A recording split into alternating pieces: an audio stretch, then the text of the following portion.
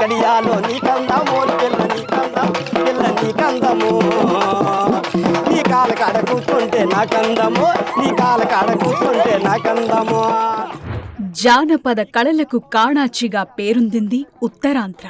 ప్రతి పల్లెలు ఇప్పటికీ నాటి తరంలో భాగమైన జానపదాలను కొనసాగిస్తున్నారు కళాకారులు. వీరందరికీ అండగా నిలిచేందుకు జానపద జాతర పేరుతో జనజాతర జరిగింది. విశాఖ వేదికగా జరిగిన కార్యక్రమంలో పలు కళారూపాల్ని ప్రదర్శించారు. ముఖ్యంగా పులివేషాలు ఎంతో అద్భుతంగా ప్రదర్శించారు.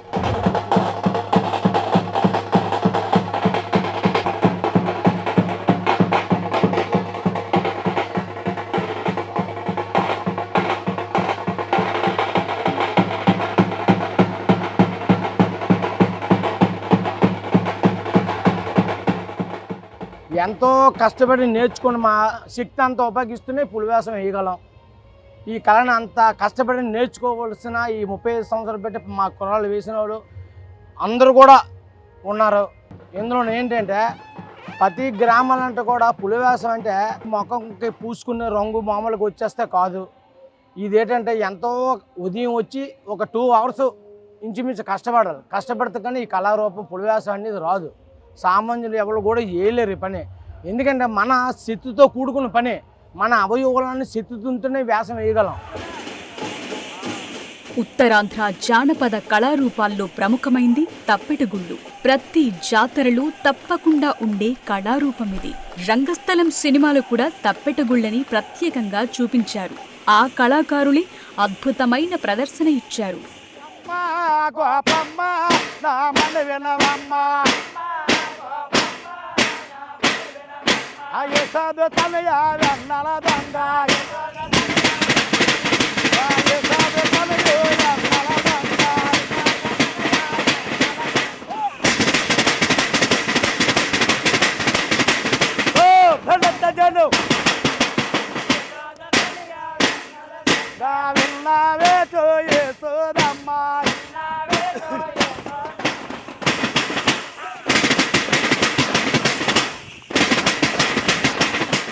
సుమారు ఈ తప్పిడిగుళ్ళు మా తాతల కాలం నుండి కూడా ఈ యొక్క యాదవుల కులంలో తప్పిడిగుళ్ళు ఆడడం జరుగుతుంది. అలాగే మా తాతల నుండి కూడా మా కుటుంబంలో కూడా మా తాతగారి గురువుగారు, తర్వాత మా తండ్రి గారి గురువుగారు, ఆ తర్వాత నేను, ఇప్పుడు నా పిల్లలు కూడా చదువుకుంటుండే కూడా ఈ తప్పిడిగుళ్ళు కళను కూడా నేర్చుకుంటూ ఈ పలు గ్రామాలు కూడా ఈ ప్రదర్శన ఇవ్వడం జరుగుతుంది. ప్రతి పల్లెలో రామాలయం తప్పక ఉంటుంది. రామాలయం ఉన్న ప్రతి ఊళ్ళో భజన బృందాలు కనిపిస్తాయి. పండుగల్లో, ప్రత్యేక సందర్భాల్లో పల్లెల్లో చెక్క భజనలు తప్పనిసరి. రవిచంద్ర తప్పుచుండ దరకదలే రవిచంద్ర దారోలో తప్పుచుండ దరకదలే రవిచంద్ర దారోలో తప్పుచుండ దరకదలే రవిచంద్ర దారోలో తప్పుచుండ సీత నడిచిన తావా లేత వెన్నెల పోత శివ శివ శంభో శంకరయనచును శివ శివ శంభో శంకరయనచును. ఈ చెక్క భజన అటువంటిది ఇంచుమించు గత 50 సంవత్సరాల నుంచి మా ఊర్లో కొనసాగుతూ ఉంది. మాకు మా పెద్దలు అందించారు. మా బృందం 25 మంది ఉంటాం. మేము ఒక దసరా నవరాత్రులకి, ఒక సంక్రాంతికి, వినాయక మహోత్సవాలకి ఊర్లో పక్కపక్క గ్రామాల్లో ప్రదర్శిస్తాం. తెలుగువారి లోగిళ్లలో ఒకప్పుడు ఆడపిల్లలు తప్పకుండా ఆడే ఆట కోలాటం. ఉత్సాహాన్నిచ్చే సంప్రదాయ పాటలకు లయబద్ధంగా చేసే కోలాటం కుర్రకారుని ఉత్సాహపరిచేది. జానపద జాతరలో కోలాటం అందరినీ అలరించేది. ఇదిగో భద్రాద్రి గౌతమి అదిగో చూడండి, ఇదిగో భద్రాద్రి గౌతమి అదిగో చూడండి, ఇదిగో భద్రాద్రి గౌతమి అదిగో చూడండి, ఇదిగో భద్రాద్రి గౌతమి అదిగో చూడండి.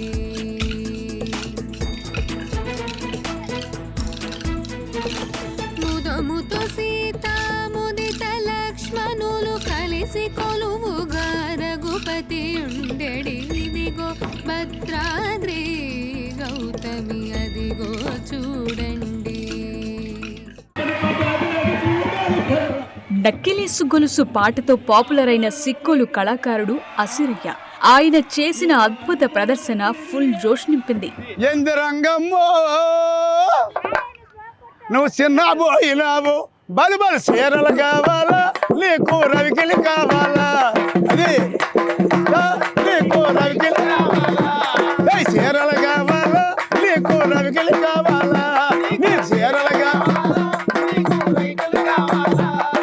చీర కావాలంటివే, ఆ రంగు పూల రవికి కావాలంటివే, అబ్బబ్బ చీర కావాలంటివే, ఆ రంగు పూల రవికి పైకి పట్టుకొని ముస్తాబాయిని సైకిల్ వేసుకొని బస్తీకి పోతుంటే రంగు డబ్బు పోలేసు రంగు చెట్టు అన్నాడు, రంగు చెట్టు పోలేసు సైడ్ తీయమన్నాడు, సైకిల్ ఆపుతున్నాడు, సైడ్ తీయమన్నాడు, సైకిల్ ఆపుతున్నాడు, చేతుల్లోటి ఊపాడు, జాబులు ఖాళీ చేశాడు, చేతులకి తేలేదని చిన్న బోకమ్మ మాట నిజమే రంగమ్మ, ఎంది రంగమ్మ చిన్న పోయినావు, బలుబలు చీరలు కావాలా, నీకు అసలు అంటే అమెరికా వెళ్ళాడు, అండమాన్ దీవులు వెళ్ళారు, హైదరాబాద్ నెలకొచ్చే సినిమా షూటింగ్కి అతను మొన్నమని విజయదేవర్ కూడా షూటింగ్కి వెళ్ళాను. ఊర్లో నైట్ పూట బుడ్డిలు ముట్టించి జనాలను ఆకట్టుకొని పాడిన కెపాసిటీ దేవుడు ఇచ్చినాడు. ఎల్లాం సంబరాలు, రామైతాను దేవుడి సంబరాలు, హరిహరి నారాయ వైగరి ఉన్నాయి. అలా పాడుతాను, 10 కళలు దేవుడు ఇచ్చినాడు. దీన్ని నమ్ముకున్నాము, గోటు గీట్ లేదు, సరస్వతి కళామతల్లి ఉంది. ఉత్తరాంధ్ర జానపద జాతరలు మరో ప్రత్యేక ఆకర్షణగా నిలిచింది తెలంగాణ నుంచి వచ్చిన ఉగ్గుడోలు.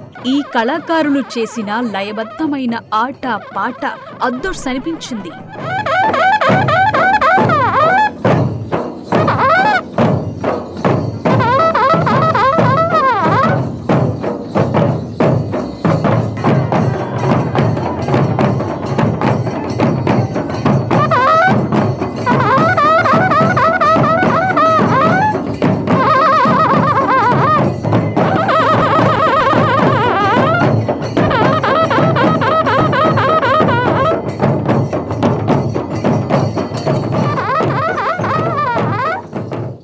ఇందులో ముఖ్యంగా 36 రకాల అడుగులు, దరువులు, విన్యాసాల మేళవింపుతోటి కళారూపం ఉంటుంది.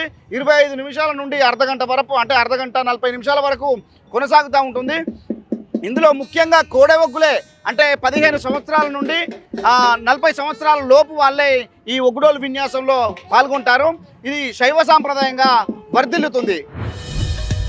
గురజాడ కళాక్షేత్రంలో నిర్వహించిన కార్యక్రమంలో హాస్య బ్రహ్మ బ్రహ్మానందం ప్రత్యేక ఆకర్షణగా నిలిచారు. ఇలాంటి కళలను ఆదుకునే బాధ్యత అందరిపై ఉందంటూ సూచించారు. ఒక ఆకలితో వచ్చినటువంటి పదం, ఒక ఉద్వేగంతో వచ్చినటువంటి పదం, ఇవన్నీ కలిపితే ఒక విప్లవాత్మకమైనటువంటి భావనతో వచ్చినటువంటి పదం. అటువంటి మహనీయులు ఎంతో మంది ఉత్తరాంధ్ర, ఊరికే ఆంధ్రదేశంలో ఉత్తరాంధ్ర కాబట్టి ఉత్తరాంధ్ర కానీ ఎక్కడి ఉత్తరాంధ్ర, ఎంతమంది ఉత్తరాంధ్ర కవులు, శ్రీశ్రీ, రాజపట విశ్వనాథ్, ఒక ఢూరుపాటి రామగోపాల్, ఒక వర్గం ప్రసాదరావు గారు, వీళ్ళందరూ ఇక్కడ ఈ భూమిలో పుట్టి పెరిగినటువంటి వాళ్ళు. ఎక్కడ ఏ భూమిలో పుట్టినా, ఎక్కడ ఎవరైనా, ఏ దేశం ఎక్కినా, ఎందుకు వెళ్ళినా, ఏ పీఠం ఎక్కినా, ఎవరైనా ఒకనారా మీ తల్లి భూమి భారతి అన్నారు. సుమారు 1500 మందికి పైగా జానపద కళాకారులు అద్భుతమైన ప్రదర్శనలిచ్చారు. వీరందరికీ ప్రభుత్వం అండగా ఉంటుందని మంత్రి కందుల దుర్గేష్ హామీ ఇచ్చారు.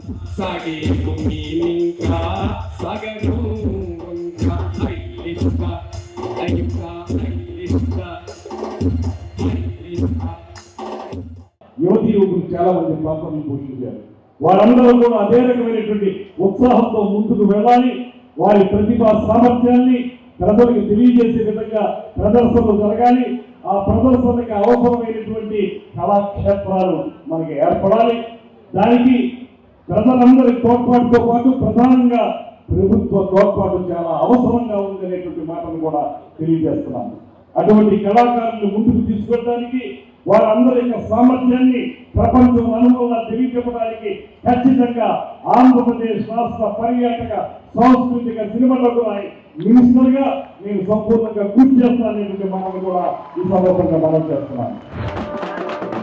అంతరించిపోతున్న జానపదాల్ని కాపాడాలనే ఉద్దేశంతోనే ఈ కార్యక్రమాన్ని నిర్వహించామని organiser writers academy chairman Ramanamurthy చెప్పారు.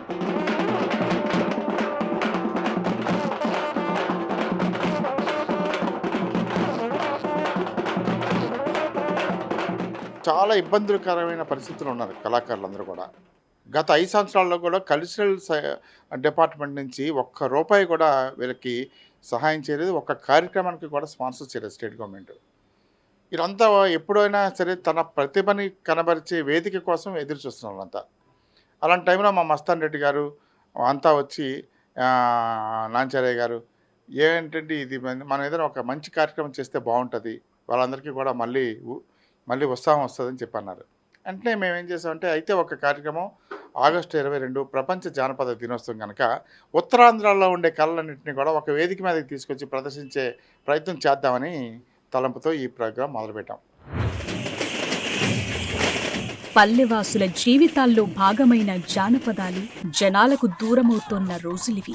మళ్లీ కళల్ని పరిచయం చేస్తూ వాటి గొప్పతనాన్ని, అవసరాన్ని నేటి తరానికి పరిచయం చేసే గొప్ప కార్యక్రమం ఇది. జానపదాల పునరుజ్జీవానికి జరుగుతున్న ప్రత్యేక ప్రయత్నం ప్రతి ఒక్కరిని కట్టిపడేసింది.